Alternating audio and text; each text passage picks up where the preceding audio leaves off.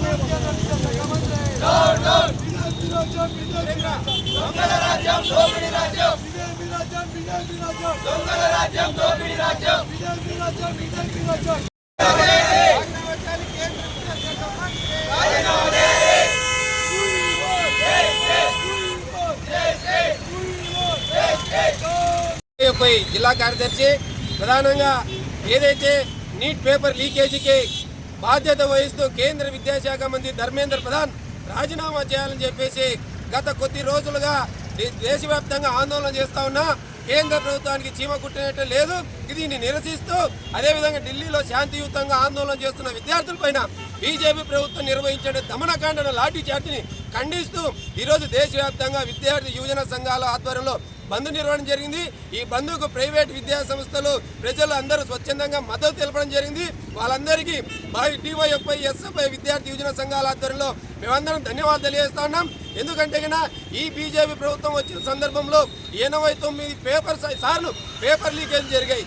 ఈ పేపర్ లీకేజీకి అవమాన భారంతో 21 మంది విద్యార్థులు ఆత్మహత్యలకు పాల్పడ్డారు. ఈ ఆత్మహత్యలన్నింటికీ కేంద్ర ప్రభుత్వమే బాధ్యత వహించాలని చెప్తా ఉన్నాం.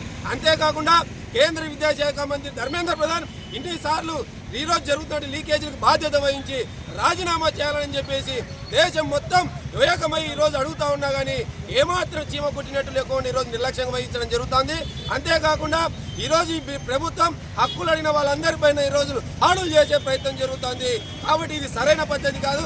ఏదైతే ఇక్కడ ఉన్నటువంటి బంగ్లాదేశ్ కానీ శ్రీలంక కానీ నేపాల్ దేశాలలో ఏదైతే యువత పెట్టుకున్నటువంటి ప్రభుత్వాలు కూలిపోయినటువంటి పరిస్థితి ఉంది.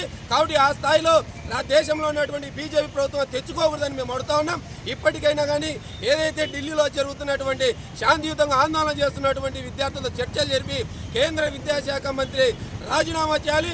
ఏదైతే జరిగిన వాళ్ళపైన కేసులు ఎత్తివేయాలి. అంతేకాకుండా ఈ రాష్ట్రంలో ఉన్నటువంటి కూటమి ప్రభుత్వంలో భాగస్వాములైనటువంటి తెలుగుదేశం ప్రభుత్వానికి జనసేన పార్టీలకు మేము చెప్తా ఉన్నాం. ఈ రోజు విద్యార్థుల పక్షం మీరున్నారా లేదంటే బీజేపీ కూటమిలో మీరున్నారని అడుగుతా ఉన్నాం.